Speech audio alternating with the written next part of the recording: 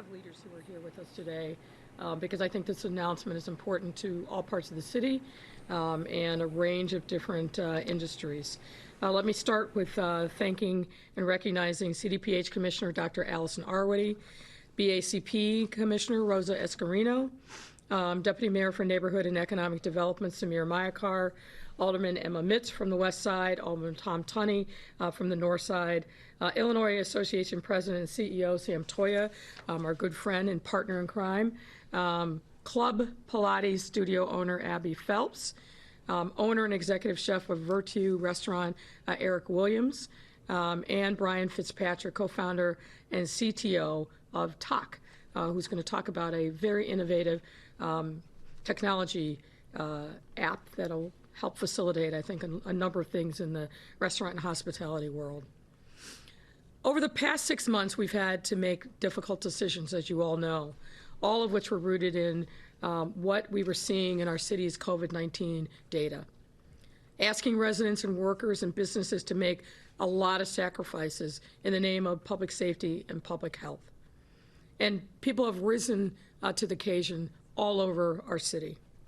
It was because of this citywide cooperation and collaboration that Chicago never saw a huge surge in cases once we started to gently reopen.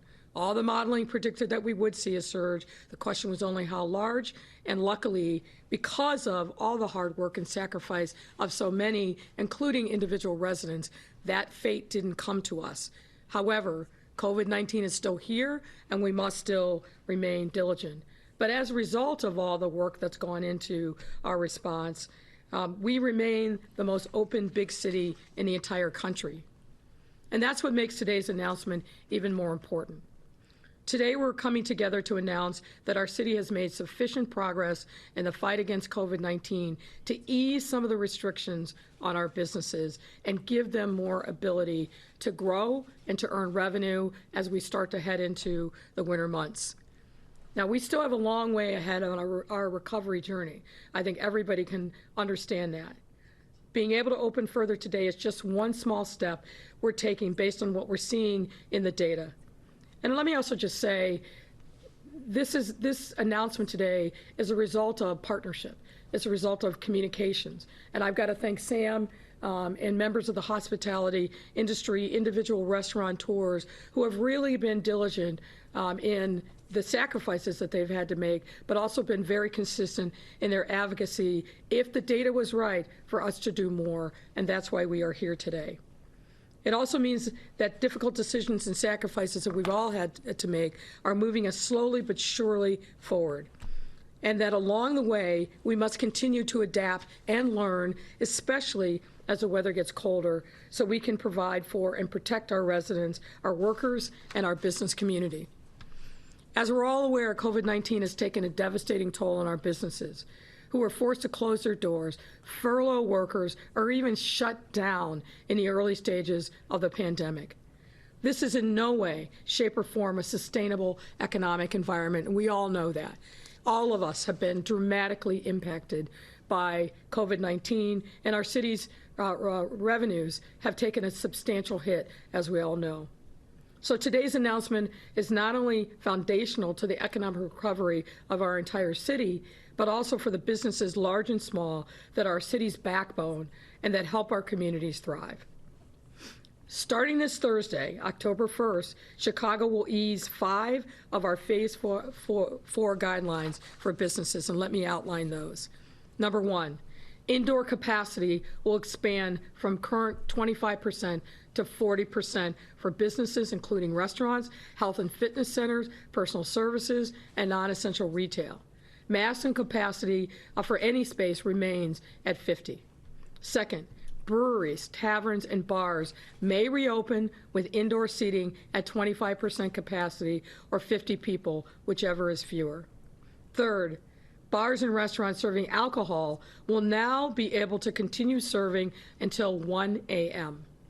and remain open until 1:30 a.m. Fourth, the maximum group size of health and fitness classes and after-school programming will increase from 10 to 15. And finally, personal services that require the removal of face coverings, such as facials and shaves, will now be allowed.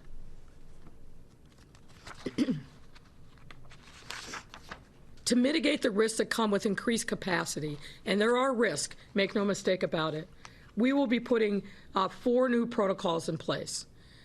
First, unless actively eating or drinking, diners at restaurants must wear face coverings while seated. Let me say that again. Unless you are eating or drinking, you must wear face coverings while seated. Now look, as a person who tries to dine out and support our local businesses, I know that this requirement is a pain in the butt. Let's just be blunt about it. But it is absolutely necessary to protect you, protect other diners, and importantly, protect the workers who are coming to your table. So we've said, and we know that this is important, when you are engaging with a service person who comes to your table, whether it's the person bringing you water, checking on how you're doing, or your waiter, you must wear a face covering engaging with others. That's critically important, and we're encouraging you, when you are not actively eating or drinking and you're just talking to the person that you're dining with, wear a face covering. Because it's not just about you. When you leave, whatever you brought in, whatever you've done during that dining experience stays, and the workers have to clean up, and they're putting themselves at risk. So please wear a face covering while seated when you're not eating or drinking. Second, there will be no walking up to the bar. Breweries, taverns, and bars must have customers seated when eating and drinking and ordering. So I know we're all used to going up to the bar to order whatever it is that we want. That will not be allowed. People will come to your table where you are seated to take your order. Please make sure that you abide by this restriction on bars and taverns. Third, personal services requiring the removal of face masks should be kept under 15 minutes. Now, again, I know to get a shave, to get a facial in 15 minutes is a big ask, but it's an ask that we are making, obviously, for public health reasons. And the employees conducting the service must have a face covering on at all times. And I think a lot of the personal services folks are doing a terrific job with this, but we want to make sure that we emphasize this because it's important. And fourth, all places of business should provide hand sanitizer to customers and employees upon entry. Now, a lot of folks are doing a great job with that, but we want to make that practice uniform. That's important. I'm also pleased to say that thanks to our city's partnership with the technology company TOCK, and that's T-O-C-K, which is developed right here in Chicago, more businesses will be able to assist in our city's contract tracing efforts through their reservation system.